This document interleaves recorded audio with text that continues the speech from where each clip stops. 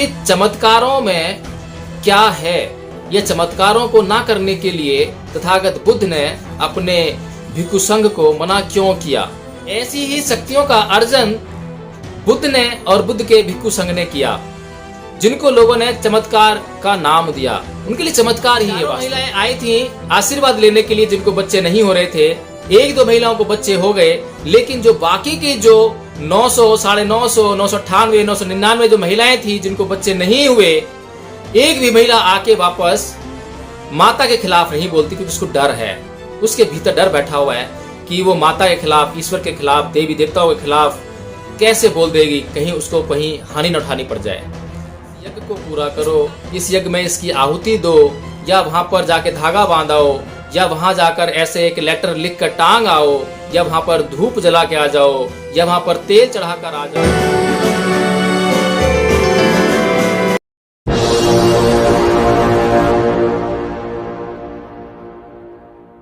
जय भीम, नमो बुद्ध।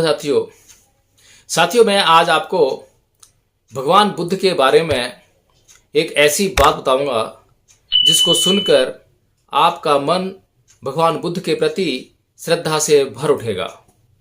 साथियों, क्या आपको मालूम है कि जब श्रद्धा से युक्त श्रद्धालु भगवान बुद्ध के उपदेशों को सुनने के बाद भगवान बुद्ध के अनुमोदन में क्या कहते थे? साथियों, जैसे ही भगवान बुद्ध अपना उपदेश समाप्त करते थे तो श्रावक गण, श्रोता गण यह कहने के लिए एकाएक मजबूर होते थे और एकाएक कह उठते थे कि अभिकंतं भो गौतम, अभिकंतं भो गौतम, सेयथापि भो गौतम, निकुजित्तं वा उकुजेय, पटिछन्नं वा विवरेय, मूल हस्वा मग्गं आचिखेय, अंधकारे वा तेलपजोतं धारेय, चखुमन्तो रूपाणि दक्षिन्तीति, एवमेतं भोता गौतमेन अनेक पर्यायेन धम्मोपकाशितो, ऐसा हं भवन्तं गौतमं शरणं गच्छामि, धम्मच्च भिक्खु संगच्छ, उपासकं मं भवं गौतमो धारेतु, अजतज्ञे पाणुपेतं शरणं गतन्ति। साथियों, इसका अर्थ है आश्चर्य है हे गौतम, आश्चर्य है हे गौतम, जैसे औंधे को सीधा कर दे, ढके को उघाड़ दे, भूले को रास्ता बतला दे, अंधकार में तेल का प्रदीप धारण करे, जिससे कि आंख वाले रूप को देख सके, ऐसे ही आप गौतम ने धम्म को अनेक युक्तियों से, अनेक प्रकार से प्रकाशित किया है। यह मैं आप गौतम की शरण जाता हूं, धम्म की शरण जाता हूं, भिक्षु संघ की शरण भी जाता हूं। आप गौतम आज से मुझे अंजलिबद्ध शरणागत अपना उपासक स्वीकार करें। तो साथियों, ये जो बात कही, जो उस वक्त जो उपासक हुआ करते थे, श्रद्धालु हुआ करते थे, श्रोतागण हुआ करते थे, जब भगवान बुद्ध के उपदेशों को सुना करते थे, तो जब उन उपदेशों को सुनने के बाद जिन भ्रांतियों में वे लोग जी रहे थे, वो भ्रांतियां जब मिट जाती थीं और उन्हें एकाएक ऐसा महसूस होता था कि अब तक न जाने कितने गहरे अंधकार में वे जीने के लिए मजबूर थे, लेकिन भगवान बुद्ध के उपदेश ने उनके जीवन के इतने गूढ़ अंधकार को भी प्रकाश में तब्दील कर दिया है। साथियों, ऐसा ही है बुद्ध का धम्म। जैसा कि इसमें जो भी पाली में मैंने बोला और उसे हिंदी में मैंने करके आपको बताया कि बुद्ध का धम्म किस प्रकार का है। बुद्ध के धम्म को बताते हुए उपासक गण कहा करते थे कि औंधे को सीधा कर दे। आज हम दुनिया में देख रहे हैं कि कितने लोग उल्टे मार्ग पर चल रहे हैं। नाना प्रकार के मार्ग बताने वाले गुरु उनको मिल जाते हैं, लेकिन सही मार्ग बताने वाला एक नहीं मिलता। औंधे को सीधा कर दे अर्थात आज का जो संसार है, आज के जो लोग हैं, वे लोग चमत्कारों में विश्वास करने वाले लोग हैं, चमत्कारों पर अपना जीवन आश्रित करने वाले लोग हैं। जबकि तथागत बुद्ध ने चमत्कारों को ना करने के लिए अपने भिक्षु संघ को साफ साफ निर्देश दिए थे। अब ये चमत्कारों में क्या है, ये चमत्कारों को ना करने के लिए तथागत बुद्ध ने अपने भिक्षु संघ को मना क्यों किया, इसके पीछे क्या कारण है? साथियों, चमत्कार क्या है इसको समझना चाहिए। हिंदू धर्म के लोग हों, चाहे वे ईसाई धर्म के लोग हों, चाहे वे मुस्लिम धर्म के लोग हों, या अन्य इस संसार में किसी भी स्थापित धर्म के लोग हों, अधिकतर इन सभी धर्मों में चमत्कारों का बोलबाला है। और मैं ये कहूं कि चमत्कारों पर ही आधारित ये धर्म है। यदि इन धर्मों में चमत्कार ना हो तो इन धर्मों का कोई अस्तित्व ही नहीं है। और अपने जन समुदाय को ये जो धर्म है, धर्म तो खैर इनको नहीं कह सकते हैं, संप्रदाय कह सकते हैं, क्योंकि धर्म तो सबके लिए समान है। धर्म ऐसा नहीं हो सकता कि मुस्लिम के लिए अलग हो, हिंदू के लिए अलग हो, बौद्ध के लिए अलग हो, जैन के लिए अलग हो। धर्म तो सबके लिए समान है। धर्म सार्वजनीन है, सर्वकालिक है। धर्म कभी भी भेदभाव नहीं करता। जैसे कि पानी का धर्म है प्यास बुझाना। जो भी व्यक्ति पानी पिएगा उसकी प्यास बुझेगी ही। कभी भी पानी यह भेद नहीं करता कि पानी पीने वाला मुसलमान है तो उसकी प्यास ना बुझाई जाए, हिंदू है तो उसकी प्यास ना बुझाई जाए, या हिंदू ने मुसलमान को पानी दिया है तो इसलिए उसकी प्यास ना बुझे। ये धर्म नहीं है। धर्म तो हमें पानी से सीखना चाहिए। पानी है, भोजन है। इस संसार में, इस प्रकृति में जो कुछ भी है वह कभी भी किसी साथ भेदभाव नहीं करती। धर्म इसी तरह का व्यवहार करता है। तो जो चमत्कार हैं, चमत्कारों से भरे हुए ये धर्म है, व्यक्ति को ऐसा आभास कराते हैं कि आपके पास जो भी समस्या है, कोई भी आपके पास संकट है आपके जीवन में, तो उसके लिए एक ही रास्ता है, वो चमत्कार। ईश्वर, अल्लाह, जीसस या फिर कोई भी इसमें इनकी आस्था हो, जिनमें इनकी श्रद्धा हो, जिसकी ये पूजा करते हो, तो वे उससे ये उम्मीद करते हैं कि वह चमत्कार के द्वारा उनके जीवन के संकट को हर लेगा। जबकि उनके जीवन में जो संकट है उसके लिए उन्हें मेहनत करनी है, परिश्रम करना है। लेकिन उस मेहनत से, परिश्रम से बचने के लिए ये लोग चमत्कारों में एकाएक विश्वास कर लेते हैं। उदाहरण के लिए, यदि कोई व्यक्ति गरीबी में जीवन व्यतीत कर रहा है और उसको कोई गुरु आकर यह बतलाने का काम करे कि आप 1 महीने तक इस प्रकार से अपनी जीवनचर्या को करो, या यह काम करने लगो, इस यज्ञ को पूरा करो, इस यज्ञ में इसकी आहुति दो, या वहां पर जाके धागा बांधाओ, या वहां जाकर ऐसे एक लेटर लिख कर टांग आओ, या वहां पर धूप जला के आ जाओ, या वहां पर तेल चढ़ाकर आ जाओ। नाना प्रकार के प्रयोजन से कोई भी व्यक्ति, कोई भी गुरु आकर किसी व्यक्ति को यह बताने का कार्य करे और उसे बोले कि उसके बाद आपकी गरीबी एकदम मिट जाएगी, आपको सोने की असरफियों से भरा हुआ घड़ा मिल जाएगा, आपको धन कुबेर आकर पूरा खजाना उड़ेल देंगे आपके घर में।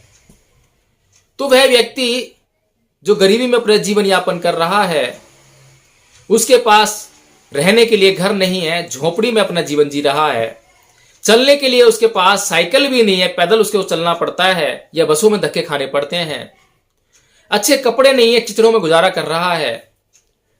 और यदि वह अच्छे कपड़े, अच्छा घर, अच्छी गाड़ी का सपना उसके अंदर सजोया हुआ है उसने, और उसको पाना चाहता है, और उसका गुरु जो उसको मिला उसने उसको ऐसा चमत्कार होने का दावा किया, पूरे विश्वास से दावा किया, साथ में कुछ उदाहरण भी दे डाले, कुछ लोगों को साथ में लेकर आया या बाद में भेजा या पहले भेजा, के द्वारा संदेश प्रकाशित करवाया कि इस तरीके से गुरु जी की शरण में जाने से, उनकी बात मानने से उन लोगों की गरीबी दूर हो गई, हजारों लोग सुखी हो गए। तो इस प्रकार कोई भी व्यक्ति ऐसे गुरुओं के चक्कर में आ फंसता है और उनके चक्कर में आ फंसकर वो चमत्कारों में विश्वास करने लगता है। मैं अक्सर एक उदाहरण देता हूं।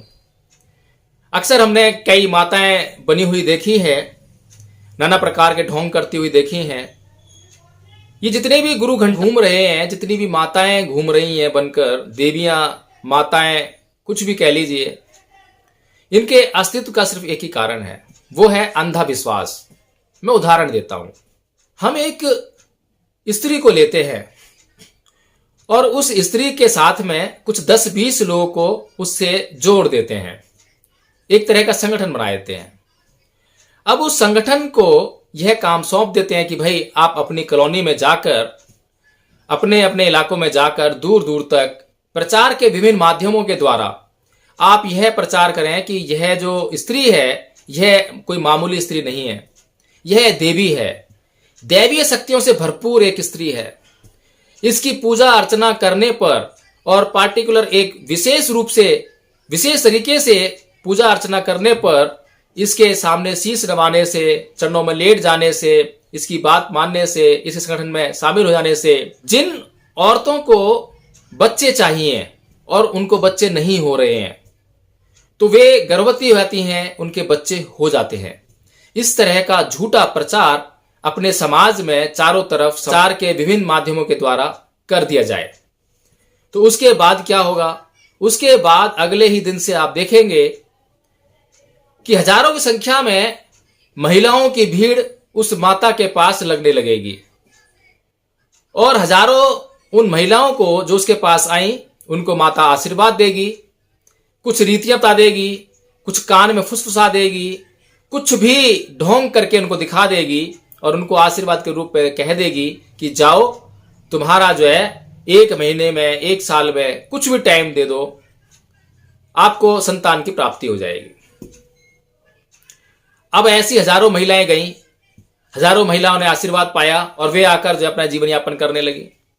हजारों महिलाओं में से प्राकृतिक रूप से 1-2 जो है गर्भ धारण करने की क्षमता रखती होंगी या कोई वैज्ञानिक कारण रहे होंगे, ना कर पा रही होंगी, बाद में कर सकती होंगी। और अक्सर हमने देखा है कि बहुत से लोग होते हैं जिनको देर से बच्चे होते हैं, तो ऐसे ही उनमें से 1-2 महिलाओं को, कुछ महिलाओं को बच्चे हो गए। अब जब वे वापस आई तो उन्होंने यह प्रचार किया कि माता के आशीर्वाद से मुझे बच्चा हुआ है और उन्होंने अपने आसपास, आस पड़ोस में सब जगह यही प्रचार किया कि माता के आशीर्वाद से मुझे बच्चा हुआ है।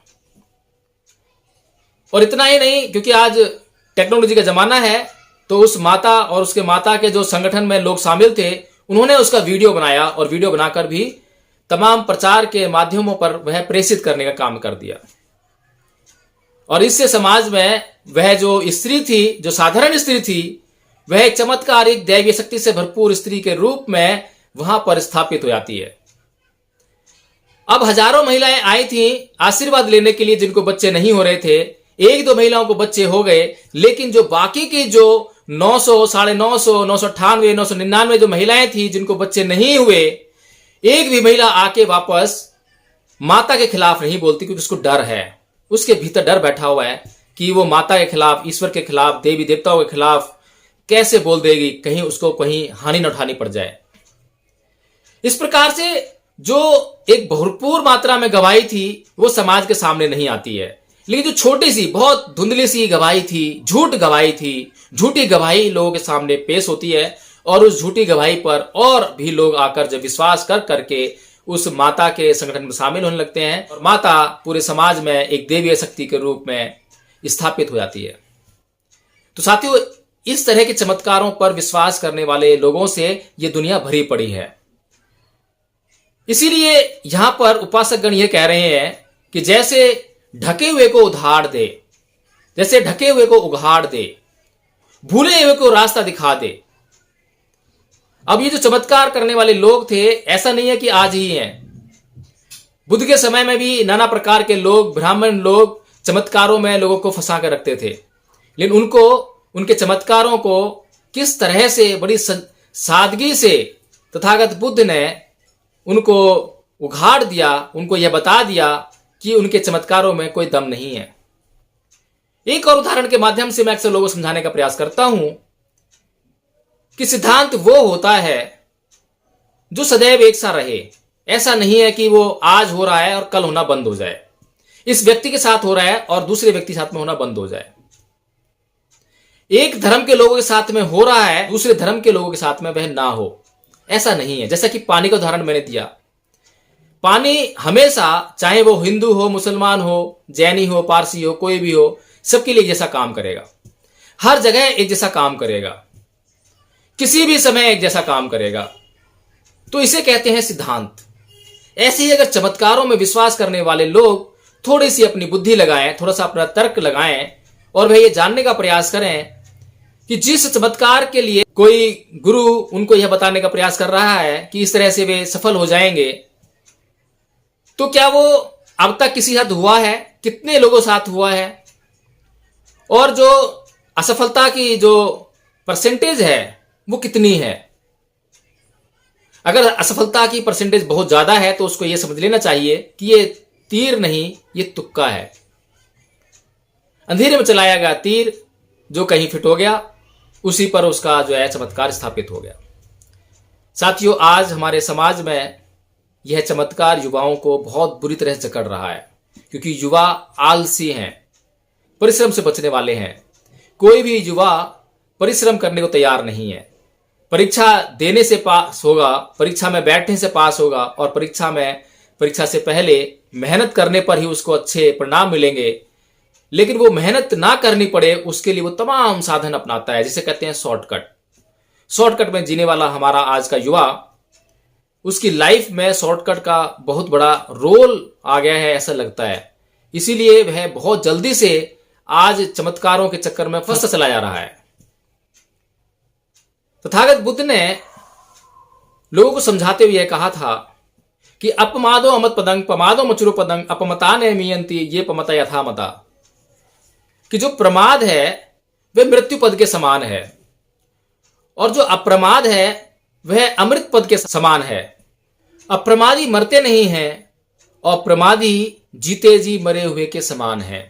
बुद्ध हमेशा परिश्रम करने की सलाह देते हैं, और जिन चमत्कारों को वे जानते हैं, चमत्कार क्या होते हैं कि जो साधारण मनुष्य जिन कामों को नहीं कर सकते हैं और उन कामों को कोई भी असाधारण पुरुष आकर उनके सामने करके दिखा दे तो वह उसके लिए चमत्कार है। उदाहरण के लिए, एक व्यक्ति जो शारीरिक कसरत करता है, हमने देखा होगा पुशअप लगाते हुए लोगों को। अगर साधारण व्यक्तियों की बात करें तो वे 10 पुशअप लगाते ही ढेर हो जाते हैं। लेकिन अगर उनके सामने कोई ऐसा व्यक्ति आए जो 500 पुशअप लगाने के बाद भी उसको कोई फर्क ना पड़े, तो वह 500 पुशअप लगाने वाला व्यक्ति उस व्यक्ति के सामने एक चमत्कारिक पुरुष से कम नहीं होगा। ऐसी ही शक्तियों का अर्जन बुद्ध ने और बुद्ध के भिक्षु संघ ने किया, जिनको लोगों ने चमत्कार का नाम दिया। उनके लिए चमत्कार ही है वास्तव में।